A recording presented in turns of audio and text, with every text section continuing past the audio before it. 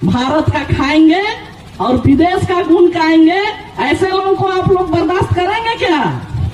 तो धर्मांतरण होने देंगे? नहीं देंगे ना। धर्मांतरण बर्दाश्त नहीं करेंगे।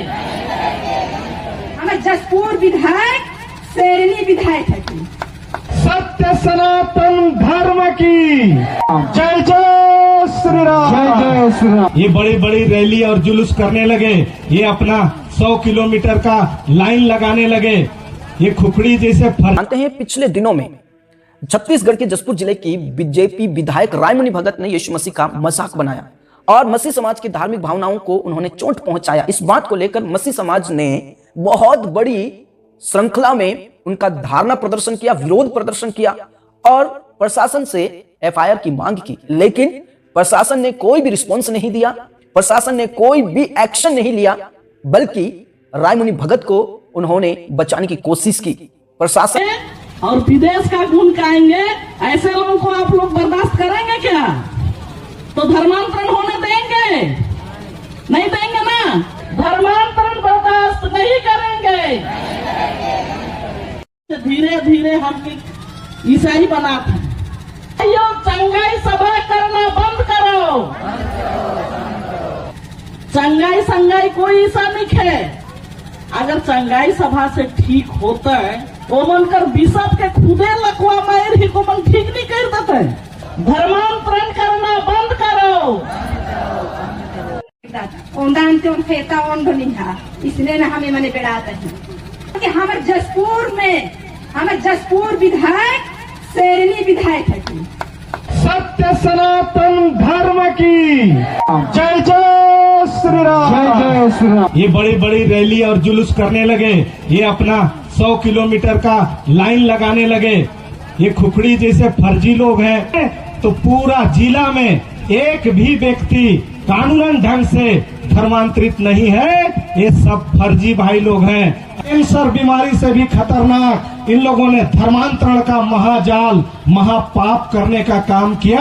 हमर उरा मन नगसिया मन कोरवा मने और भूहर समाज का सब जितना ही छत्तीसगढ़ का आदिवासी बन के हमारे बांग्ला और पोप और मिशन से जो संबंधित लोग हैं, तनखा लेके कहत है, गांव गांव घूमत है और कहत है कि नहीं आदिवासी हिंदू नहीं है।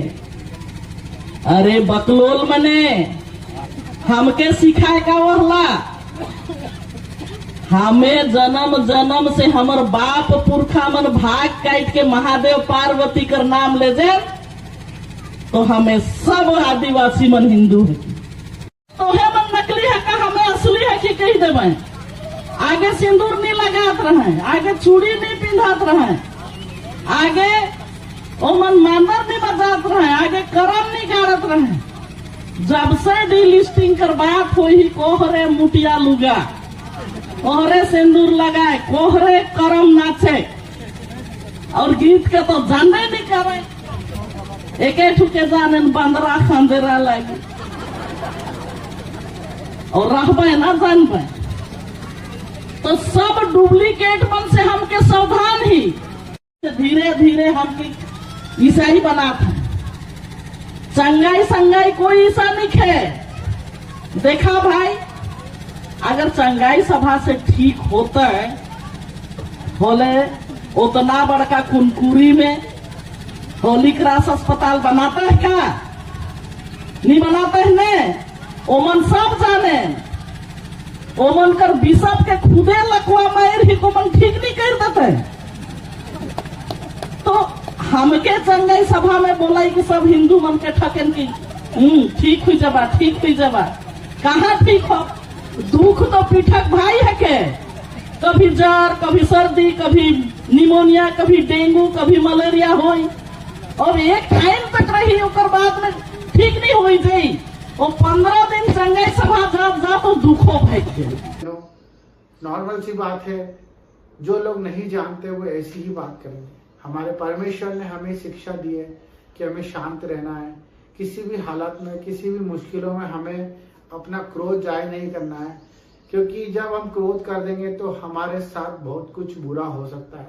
परमेश्वर ने हमें शांति का परमेश्वर दिया है, क्योंकि हम लोग जब प्रार्थना सभाएं लगाते हैं, जब प्रार्थनाओं में जाते हैं, वहां पे हमें गुप्तों में जाके प्रार्थना करनी पड़ रही है। उसका मुख्य कारण क्या है, इस पे हमें गौर करना है। और क्यों ऐसा हो रहा है? क्योंकि हमारा परमेश्वर कोई ऐसा परमेश्वर नहीं है जिसे हम बोलने में शर्माए। हमारा परमेश्वर ऐसा परमेश्वर नहीं है कि उसके कोई दाग है जिसे हम छुपा रहे हैं। हमारा परमेश्वर कोई ऐसा नहीं है जो कुछ अनर्थ कर रखा हुआ है कि हम उस वजह से आज गुप्त स्थानों में जाके प्रार्थना करते हैं। हमें प्रार्थना करनी है, हम दिल खोल के सबके लिए प्रार्थना कर सकते हैं। जब हम इस चीज को अपने अंदर डाल देंगे कि अपने पड़ोसी को बताते हुए हमें झिझक ना हो, हमें कोई खौफ ना हो। जब हम बंद कमरे में किसी चीज को करते हैं तो लोगों की शंका जाहिर होती है। हमें परमेश्वर की बातों को सुनना तो है, परंतु उसे बयां करना भी आना चाहिए। हमें क्लियर बताना आना चाहिए कि हम क्या करते हैं, कैसे करते हैं और क्यों करते हैं। हम किसके आदेश से करते हैं और किसके लिए करते हैं और इससे हमारा क्या फायदा है। जो लोगों को ये लगता है कि जहां पर चर्च बन जाती है, जहां पर जो 4 लोग प्रार्थना करने लग जाते हैं, वहां पर धर्म परिवर्तन होना शुरू हो जाता है। इन्हें इस चीज का खौफ इसलिए क्योंकि ये लोग खुद अभी तक अपने आप को क्लियर नहीं कर पा रहे कि ये लोग हैं क्या। क्योंकि जो धर्मांतरण की बात करते हैं ये इन्हीं के बीच में से है। मैं आपको आज मैं बताता हूँ इसका मुख्य जड़ क्या होता है कि जब हम चर्चेस में प्रार्थना करते हैं, वो अधकच्चे ज्ञान लेकर हमारे पास से चले जाते हैं। और जो लोग परमेश्वर को नहीं जानते वो जाके बाहर ये बता देते हैं कि हमें ये बोला गया कि हमें मूर्ति पूजा नहीं करनी है, हमें किसी के आगे दंडवत नहीं करना है, हमें इससे बात नहीं करनी है, हमें बुराई में नहीं जाना है। तो ये सब चीजों के उल्टा ही अर्थ लेकर वो लोग चले जाते हैं। तो मेरे भाई बहनों, मैं आपसे रिक्वेस्ट करूंगा कि इस समय में जो भी फादर हैं, चर्च है, पासवान है, जो लोग चर्च चला रहे हैं, उन्हें बेखौफ चर्च चलाने का अधिकार है। सरकार भी उन्हें रोक नहीं सकती, किसी भी तरह का उन्हें कोई प्रकोप उनके ऊपर कोई असर नहीं कर सकता। और वो ये खुद भी जानते हैं कि इस चीज का कोई असर नहीं होगा। परंतु मैं सिर्फ ये बताना चाहता हूँ कि जो लोग परमेश्वर के अधीन होना चाहते हैं, चर्च में आना चाहते हैं, उनसे सही रीति से शिक्षा दी जाए और उन्हें सबसे पहले ये चीज समझाई जाए कि आप अगर आ रहे हो तो अपनी मर्जी से आ रहे हो और अपनी मर्जी से हर एक काम कर रहे हो। और उन्हें ये क्लियर होना चाहिए कि हम जो कर रहे हैं उसमें कोई धर्म परिवर्तन नहीं हो रहा है, ना ही कोई गलत काम करवाया जा रहा है, ना ही उन पे कोई दबाव है, ना कोई प्रेशर है, ना कोई उनसे पैसे मांगे जा रहे हैं, ना ही कोई उनके खिलाफ कोई कदम उठाया जा रहा है, ना उनके परिवार से उन्हें अलग करा जा रहा है, और ना ही कोई उन्हें कोई चैरिटी कर रहा है, ना कोई उनको उल्टी शिक्षा दे रहा है। हमें कड़क स्वभाव में आके ये काम करना पड़ेगा, क्योंकि बहुत से ऐसे लोग हैं जो सिर्फ अपने फायदे के लिए चर्च में आते हैं, प्रार्थना सभाओं में जुड़ते हैं कि हमारा कल्याण हो जाए, हमारा फायदा हो जाए।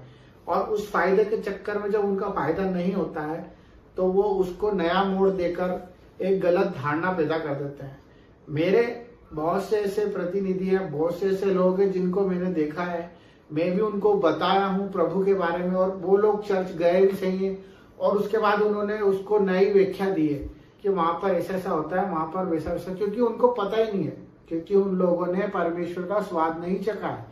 मैं आप सबसे निवेदन करना चाहता हूँ, प्रार्थना करना चाहता हूँ कि आप लोग थोड़ा सा कड़क स्वभाव में आ जाएं, क्योंकि इन्हें लगता है कि परमेश्वर ने हमें सिर्फ शांत स्वभाव दिया, सहन करने की ताकत दी है और हमें सिर्फ चुप रहने का आदेश दिया। ऐसा नहीं है। हमें सच के लिए प्रभु ने बोलने के लिए कहा है कि हम सच बोलने से ना घबराएं। हमें अच्छे लोगों की संगति में रहना है। हमारा परमेश्वर कहता है कि हमें ज्यादा लोगों से कोई मतलब नहीं है। हमें सिर्फ एक आत्मा जो परमेश्वर को जान पाए, हम उस तक पहुंच पाए। तो हमें ना ही कोई ऐसा कदम उठाना है जिससे हमारे परमेश्वर की बुराई हो, और ना ही कोई ऐसे चर्चों में, स्कूलों में जो वाद विवाद होते हैं उससे हमें नजरअंदाज करना है। हमें बाकायदा उस पर अपनी प्रतिक्रिया देनी है, उससे क्लियर करना है, जस्टिफाई करना है, क्योंकि ये आपके साथ भी हो रहा है। आपको भी पता है कि आज आप जहाँ जहाँ प्रार्थना सभा करते हैं वहां पे उससे एक अलग ही नाम दे दिया जाता है कि वहां पर कुछ गलत शिक्षा दी जा रही है।